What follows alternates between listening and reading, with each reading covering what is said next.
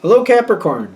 Thank you very much for tuning in to this week's read. For the main part of the read, I'm using Gilded Tarot Royale by Chiro Marchetti, text by Barbara Moore, website llewellyn.com, and there's some websites, or there's some social media links if you're interested. Supportive Oracle cards, Energy Oracle cards by Sandra Ann Taylor.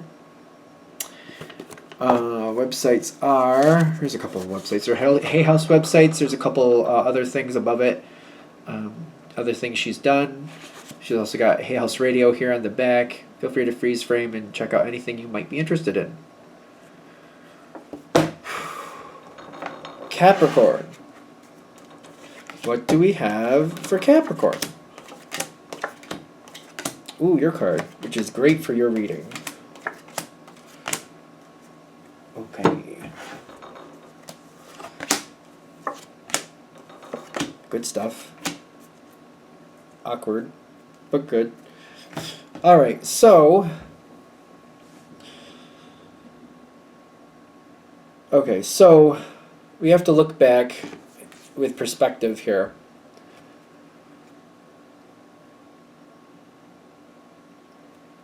At this point in the game, I feel like you're able to look back and realize a change that happened that you did not care for when it happened did open up a space for you to get something much better. So you do have success coming in, but I do feel like this is important. This might be one of the bigger reasons, if this reading starts resonating with you, why it's coming to you, is to look back at what happened and realize when it happened it wasn't okay and you didn't like it. But if that had not happened, you wouldn't get what's coming next, which is much, much better than what you had. I wouldn't say, like, I don't think you have to look back at it and say, like, oh, that was good. I don't feel like you should be, we're not trying to go that route. But just kind of being like, you know what? I'd rather have what I have now than what I had then. Just that type of difference. This might let you let go of some anger. You might have some anger left over from something the way it ended. You may be completely validated, of course, with the way you feel about that, but they're saying that energy holds you back. So making peace with it, kind of like, you know what, it's gone, but maybe I'm glad it's gone. Especially if it was a person who kind of screwed you over, just to be fair. Because I feel like a lot of this is gearing up that way. Maybe somebody screwed you over in the past, but what they did got them out of your life, and maybe that's for the best. It's not so much about saying what they did was okay. It's more about saying they are who they are and they showed you who they really are. And by showing you who they really are, they got out of your life, and that is what's good. Does that make sense? They were who they were from the beginning. It was painful to see it, but maybe seeing it worked out in your benefit. This is the Capricorn card. For a Capricorn reading, this is good. Definitely good. Because I feel like it's saying you're aligning with your values, you're seeing it for what really is here, and I feel like you might have an opportunity to let go of something that's still causing you pain. Maybe not in the sense of, like, you know, being angry at it, but like holding on to some resentment that you don't really need anymore. It served its purpose. It served its purpose, and we can let it go and have a better life without it. Because whoever did whatever they did to you, it's not like they're coming back. It's not like you would let them back anyway. The feeling you have doesn't matter anymore, if that makes sense. You've already blocked them out. They're done. Goodbye. That's that. So having that resentment towards them does you no good anymore because they're done. They're done either way. You know what I'm saying? Hopefully that makes sense. Now something else, I feel like this is kind of like an oxymoron. Because you got this card, this is the Hierophant, which is a very slow mover.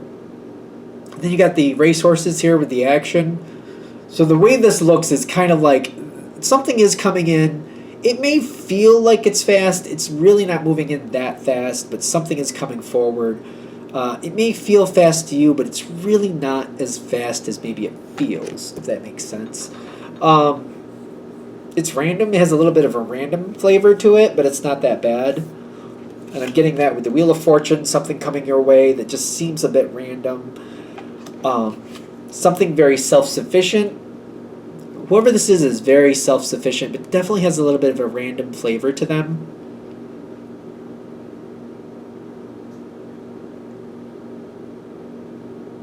It could be any category. Romance, friendship, family, co-worker, whatever you got going on there, whatever you can think of. When this comes forward, it does feel, I keep getting it feels like it's fast, but it's really not. Maybe it feels fast because maybe you're having this need, like I have to do something with it. You don't. It's almost like if I don't move now, I'll miss out. I don't feel like that's the case with this. Maybe that's why that energy feels like it's coming in fast. Kind of like if I want this, I got to move now. I don't think that's the case. It may look like it, but I don't think that's the case. Something's moving in, a little bit of random. Whatever it is, you really want to be a part of this situation. It's more than likely a person, but it could be situational. Let's be fair. You do want this, is what I'm getting. And I feel like things are coming in right at the right time for you. This is when you're ready. This is when you're open. I feel like you're being very careful with it, too. Are you being secretive? Is that correct? Yeah, you're kind of keeping it to yourself. And you're not really sure, like, I feel like I want it.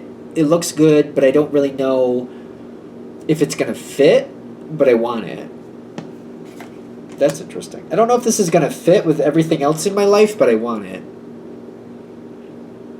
You might be a little reserved and kind of like... There's a lot of mixed emotions coming in all at once. If this is a romance thing, or even a friendship, who knows what, holding the resentment to the past for somebody else could be damaging what's coming in to the future, because those leftover feelings you could inadvertently dump on somebody who doesn't deserve it. Not intentionally, but like there's other people you've believed in the past, and they've proved that you shouldn't have trusted them. And that's very hard for Capricorn. When you trust somebody and then they prove to you you shouldn't have trusted them, it's hard to trust somebody new going forward, because you're like, well, I thought I should trust other people in the past and they proved me wrong. What makes this one different? It may not be something on your conscious level, but deeper down you might be feeling that way. Kind of like, yeah, I've had other people like this that I've trusted, and I thought that was a good idea. I saw that got me. Especially with the random energy might throw you off a little bit, and it might make you a little uncomfortable. Random energy tends to make Capricorn a little bit uncomfortable anyway. This is not something that has to be decided on right now. This day, this week, this month even. But as you keep moving forward with this energy, whatever this is, because you have like a new opportunity coming in, you're in a better place now. You have a new opportunity coming in. You got the High Priestess, and you got the, what is it, the Ace of Swords. Ace of Swords. You got the Queen of Swords too. You're going to have conversations with this person, with whatever's coming in. Whatever this is, there's going to be conversations about it. Person, situational, whatever it is. As these conversations come forward, I'm getting the attachment more about attachment to like unresolved feelings from the past, not with this person, but with people who have wronged you. And if you're not able to let go of that energy from the past, it could damage your future. It could. Doesn't mean it has to. I'm trying to figure out what else they want me to say with this, because all I can keep thinking of is if you go to therapy and try to work out those past pains with other people, with like a therapist, I'm a do-it-yourselfer more in that realm. Probably mentioned this before. Paul McKenna, How to Mend Your Broken Heart. Just using the exercises. You don't even have to go read the whole book if you don't want to, but you probably would. If you use the exercises for whoever hurt you in the past, you might find resolution you weren't expecting. You might also uncover pain that you didn't realize you were holding on to. And once you see it, you can resolve it and move on from it.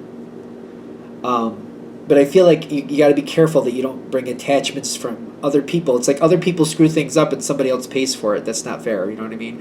You wouldn't intentionally do that, but if your subconscious hasn't made peace with things, it may happen anyway.